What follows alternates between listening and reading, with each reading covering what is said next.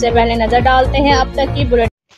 پیر طریقت سید امتیاز حسین گردیزی سجادہ نشین آستانہ عالیہ شاہ سچیار اسلام آباد نے کہا ہے کہ اسلام کی سنہری تعلیمات ہمارے لیے سرچشمہ رشد و ہدایت ہیں، جن پر مکمل عمل پیراوکاری ہم فلاح دارین حاصل کر سکتے ہیں۔ ان خیالات کا اظہار انہوں نے ex country director UNO doctor Malik Abdulwaheed Jasra کے ڈیرہ پیلویس پر منعقدہ سالانہ محفل میلاد مصطفیٰ صلی اللہ علیہ وآلہ وسلم سے خصوصی خطاب کرتے ہوئے کیا۔ ایڈیشنل سیشن جج Islamabad Malik Arshad Ahmad Jasra, ex president district bar association Khushab ملک طاہر رضا بگور، سابق ناظم UC جمالی بلوچاں سردار علی حسین خان بلوچ، سابق ناظم UC رنگپور بگور ملک غلام جعفر خان بگور، لاہور کی نامور سماجی شخصیات رحمت علی قذافی، جاوید عباسی، جہانگیر عباسی، عبید علی، ملک شہیر واحد جسرا اور ملک صابر حسین جسرا بھی زینت محفل تھے۔ پیر سید امتیاز حسین گردیزی نے کہا کہ سیرت مصطفیٰ صلی اللہ علیہ وآلہ وسلم کا ہر پہلو